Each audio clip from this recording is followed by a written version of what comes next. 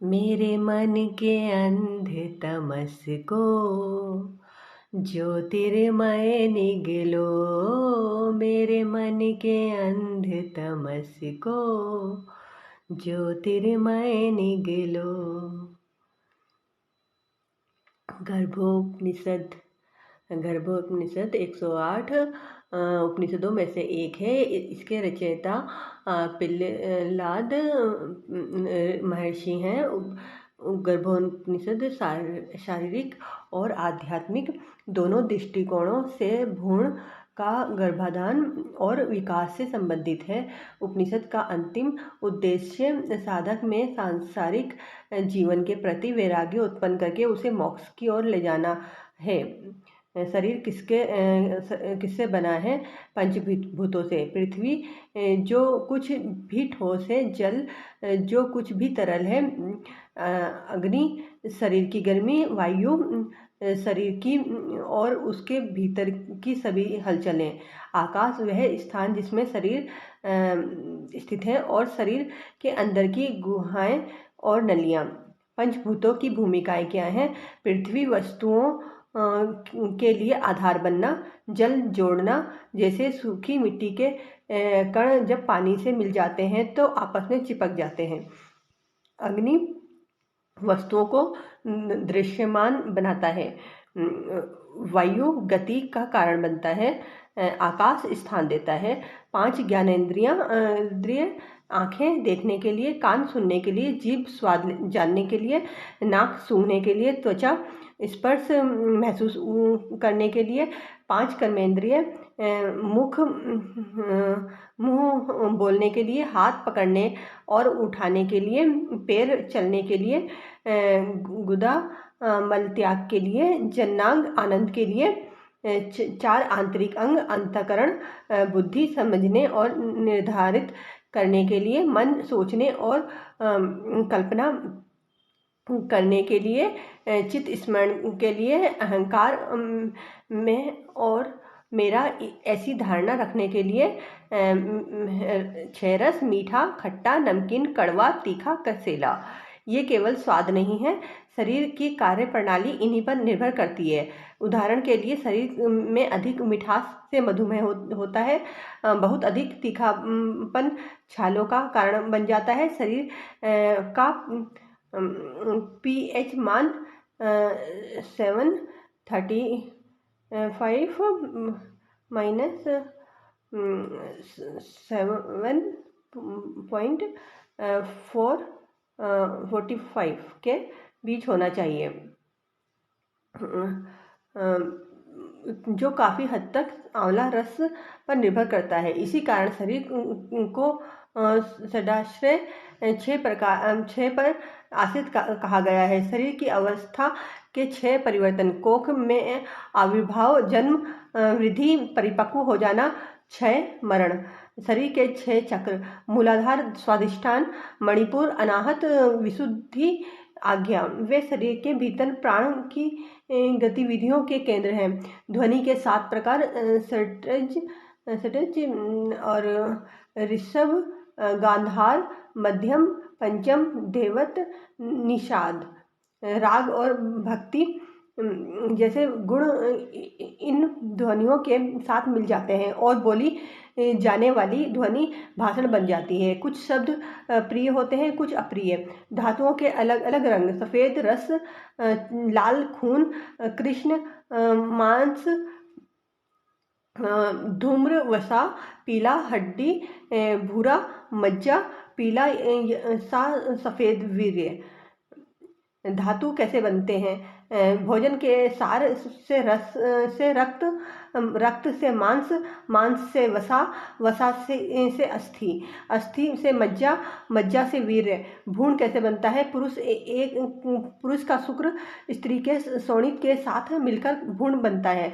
भ्रूण का विकास: पहली रात में भ्रूण तरल होता है, 7 दिनों में यह बुलबुले जैसा हो जाता है, 15 दिनों में यह गोल बन जाता है, 1 महीने में यह दृढ़ हो जाता है, 2 महीने में सिर बन जाता है, 3 महीने में पैर बन जाते हैं, चौथे महीने में पेट और टखनों का निर्माण होता है, 5वें महीने में मेरुदंड और पीठ का निर्माण होता है, 6ठे महीने में चेहरा, नाक, आँख और कान बनते हैं, 7वें महीने में जीवात्मा शरीर में प्रवेश करती है, 8वें महीने तक सभी अंग पूर्ण रूप से विकसित हो जाते हैं। बच्चे का लिंग, यदि वीर्य अधिक शक्तिशाली हो तो लड़के का जन्म होता है, जन्म होगा। यदि शोणित अधिक शक्तिशाली हो तो लड़की का जन्म होगा। यदि दोनों समान हो तो नपुंसक का जन्म होगा। चूंकि स्त्री को मैथुन से अधिक आनंद मिलता है इसलिए अधिक लड़कियां पैदा होती हैं। दोषयुक्त संतान, यदि मैथुन के समय माता पिता को कोई चिंता या तनाव है तो दोषयुक्त बच्चे का जन्म होता है। इसके उदाहरण महाभारत में मिलते हैं। व्यास जी के साथ मैथुन के समय अंबिका ने डर के मारे अपनी आंखें बंद कर ली थी। उसका पुत्र धृतराष्ट्र अंधा पैदा हुआ। अंबालिका भय से पीली पड़ गई थी। उसका पुत्र पांडु रक्तहीन और बीमार बन गया। निषिद्ध समय जैसे ग्रहण के दौरान मैथुन करने से दोषपूर्ण बच्चों का जन्म होगा। बच्चे का स्वभाव, यदि मैथुन सुखद और आनंदमय है तो बच्चे को पिता के सभी अच्छे गुण मिल जाएंगे। मैथुन का स्थान, समय, क्रिया और आनंद बच्चे के स्वभाव को प्रभावित करते हैं। जुड़वा बच्चों का जन्म, शुक्र या शोणित के विभाजन से जुड़वा बच्चों का जन्म होता है। यदि शुक्र और शोणित में से केवल एक ही विभाजित होता है तो जुड़वा बच्चों का लिंग समान होगा। यदि दोनों विभाजित हो जाते हैं तो असमान लिंग के जुड़वा बच्चे पैदा होते हैं। यदि शुक्र या शोणित दो से अधिक में विभाजित हो जाते हैं तो उसके अनुसार अधिक संख्या में बच्चों का जन्म होगा।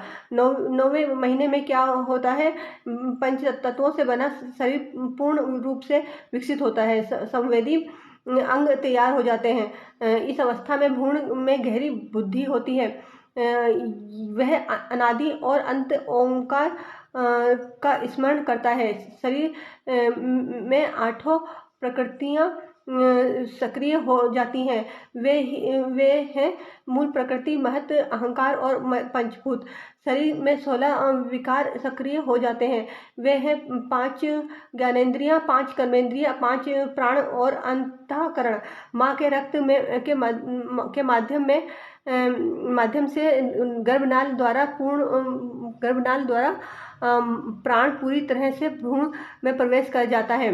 जब तब वह पिछले जन्मों को याद करता है, किए गए और अपूर्ण रह गए कार्यों को।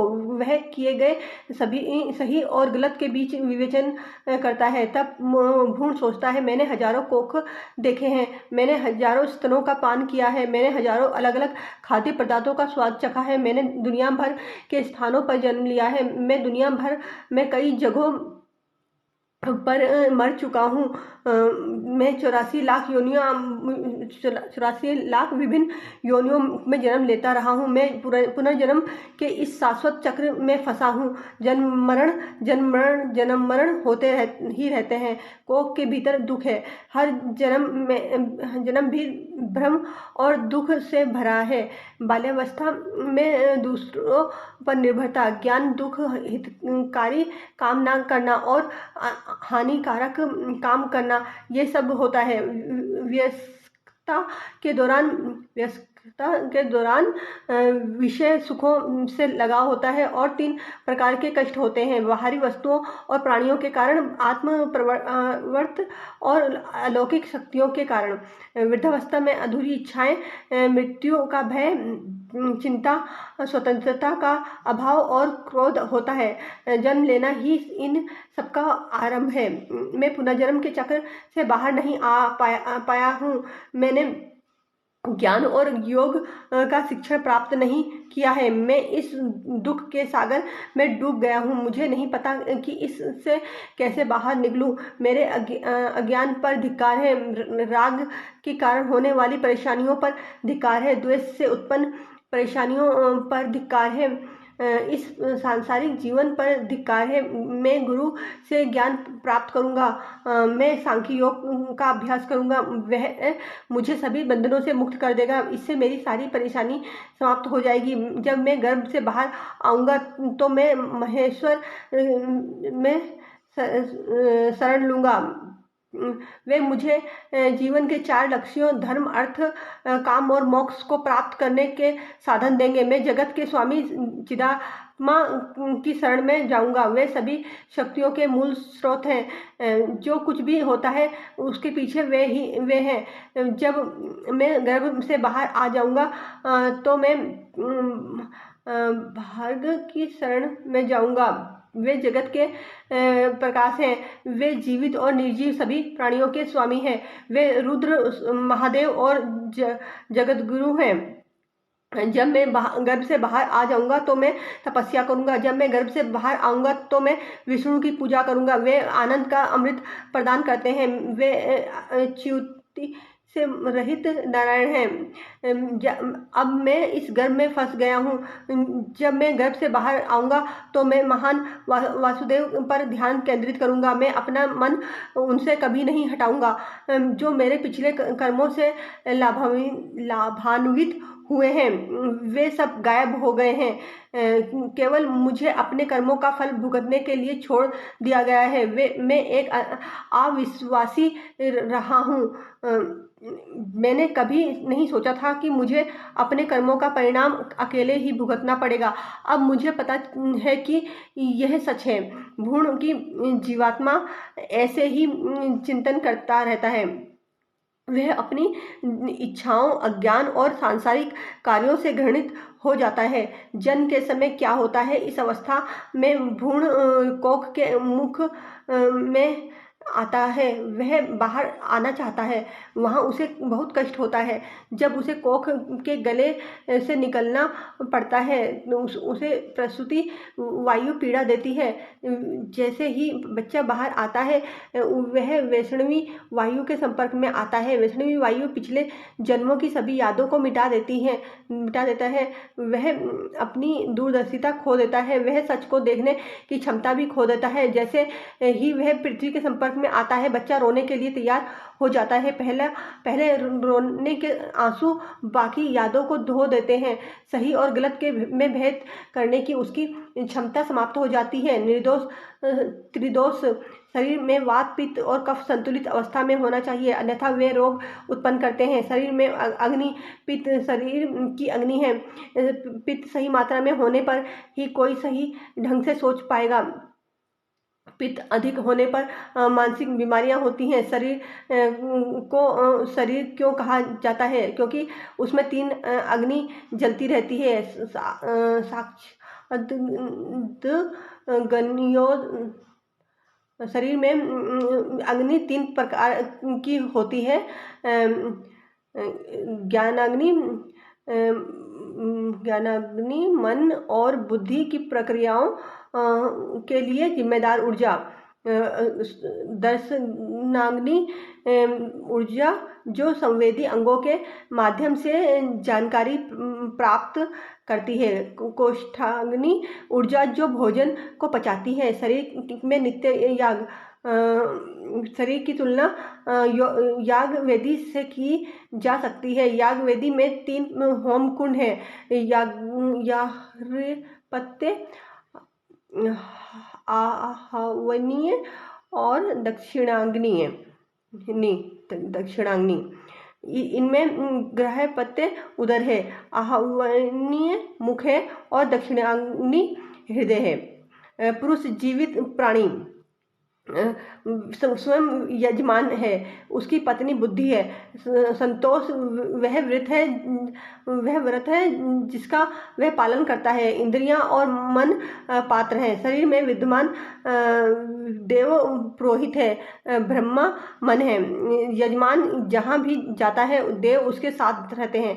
इच्छाएं अग्नि में चढ़ाए गए घी हैं। लोभ, क्रोध आदि यज्ञ के पशु हैं। यज्ञ की अवधि व्यक्ति का जीवन काल है। हृदय का नाद साम है। परा पश्यन्ति और मध्यमा ऋचा है, वेखरी यजुस है। इस यज्ञ की परिणति मृत्यु है। यह यज्ञ हर एक जीव के अंदर चलता रहता है। देव उन्हें आशीर्वाद देते हैं। मानव शरीर की रचना खोपड़ी 4 हड्डियों से बनी होती है। प्रत्येक पंक्ति में 16 दांत होते हैं। 107 मर्म है, 72 नाड़ियां हैं। उनमें से 3 सबसे महत्वपूर्ण है, ईड़ा, पिंगला और सुषुम्ना। भोजन रस, मूत्र और मल में परिवर्तित हो जाता है। वीर्य और शोणित का निर्माण भोजन से होता है। रक्त परिसंचरण सहित शरीर के अंदर सभी गतिविधियां वात वायु की सहायता से होती हैं। प्रारंभ में भ्रूण का प्राण आज्ञा चक्र पर होता है। जब वह प्रसव के लिए तैयार हो जाता है तब यह अनाहत चक्र में उतरकर स्थिर हो जाता है। 4.5 करोड़ बाल हैं। दिल का वजन 8 पल होता है। जीभ का वजन 12 पल होता है। शरीर में पित्त का वजन 1 पृष्ठ होता है। कफ का वजन 1 आठक होता है। मज्जा का वजन 2 पृष्ठ होता है। वीर्य का वजन 1 कुडव होता है। यह सब जानकर वैराग्य उत्पन्न करके मोक्ष की प्राप्ति के लिए प्रयास करना चाहिए। यह है पिल्लाद द्वारा दिया गया मोक्ष शास्त्र। मैं नहीं, मेरा नहीं, मैं नहीं, मेरा नहीं, यह तन किसी का है दिया। मैं नहीं, मेरा नहीं, यह तन किसी का है दिया। जो भी मेरे पास है सब धन किसी का है दिया। जो भी मेरे पास है सब धन किसी का है दिया। जो मिला है वो हमेशा पास रह सकता नहीं। जो मिला है वो हमेशा पास रह सकता नहीं। कब बिछड़ जाए ये कोई राज कह सकता नहीं। कब बिछड़ जाए ये कोई राज कह सकता नहीं। जिंदगानी का खिला मधुबन किसी का है दिया। जिंदगानी का खिला मधुबन किसी का है दिया। जो भी मेरे पास है सब धन किसी का है दिया। जो भी मेरे पास है सब धन किसी का है दिया। मैं नहीं, मेरा नहीं, यह तन किसी का है दिया। मैं नहीं, मेरा नहीं, यह तन किसी का है दिया। जो भी मेरे पास है सब धन किसी का है दिया। जो भी मेरे पास है सब धन किसी का है दिया।